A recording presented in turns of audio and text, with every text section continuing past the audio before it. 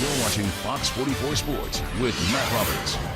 Hey there, and good evening to you. Well, the Baylor football team will wrap up the fall portion of preseason practice at the end of this week before starting class next week. And as that first game nears, Coach Rule said the QB race is still wide open. From what we've been able to see in practice, Anu Solomon and Zach Smith have been getting a lot of the reps with the first and second teams, but freshman Charlie Brewer and even sophomore Preston Hurd have been mentioned in the QB race, so don't expect a resolution anytime soon. Yeah, I have no timeline. You know, it's like I asked Julie to marry me when I was pretty sure she was the one, you know.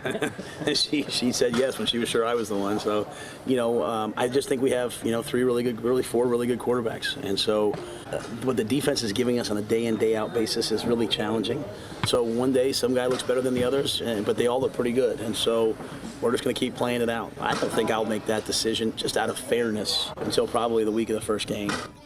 So Matt Rule said he does not have a timeline, while Coach Sumlin at Texas A&M said he wants to name a starter at about 2 weeks before the first game, which would be this coming Sunday. Now, Nick Starkel took a lot of the first team reps today in the media portion of practice, but for Sumlin, each day is just another part of the process. You know, there's a field part, there's a statistical part, then there's a, you know, moving the team part, you know, and certain things statistically don't show up. May not be your fault. Guy might run the wrong route.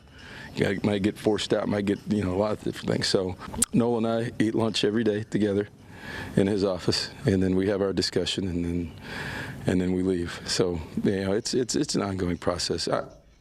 And tonight in our Fox 44 Friday night previews, we head out to McGregor to check on the Bulldogs, who are beginning their first season under head coach Judd Thrash. Thrash comes to McGregor from Colleyville Heritage, where he was the defensive coordinator, but he's also spent time at Lake Travis during their dynastic run, hoping to bring some of that playoff experience to the Bulldogs.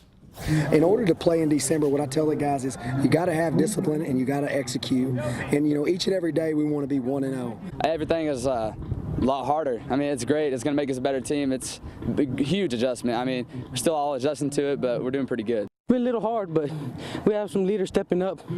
We're trying to become a better team than what we were last year. Just getting attitudes right and getting after it.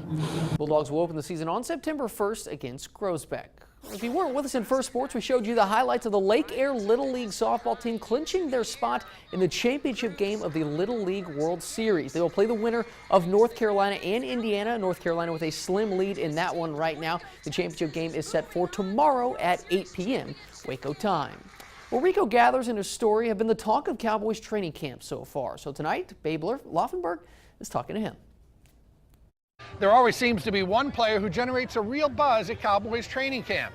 Last year, it was quarterback Dak Prescott. This year, it's tight end Rico Gathers. Gathers was drafted in the 6th round last year, spent the entire season on the Cowboys practice squad. This preseason, he leads the team in both touchdowns and receptions. Talk about a rags to riches story, at least as far as an NFL career is concerned. We're talking about a man that has not played football since the 8th grade. After a basketball career at Baylor that saw Gathers earn all Big 12 honors, he is resurrecting his football career. And his head coach thinks he needs just a little more experience. Going for the end zone and has his man, Rico Gathers again. Rico could play 10 games a day for the next 10 years, and he still needs more work. He's done a lot of good things for us. He really has, and he's improved dramatically, and it has a lot to do with the approach he's taken. It's been hard. It's been hard. Nothing's easy in this game. Nothing's easy on a professional level, you know. You got to want it. You know, that's the first thing. You got to want to be great. If you don't want it, then, you know, you'll look at every day and you'll just let days go by and you'll miss your opportunities. I just go out there and I just be me, you know. I be everything that God blessed me to be. God also blessed him with a 6'6", 285-pound frame. Additionally, he has a future Hall of Famer in Jason Witten to learn from. At Cowboys training camp in Oxnard, California, I'm Babe Laufenberg. Robert, Leslie, back to you. All right, well, coming up, a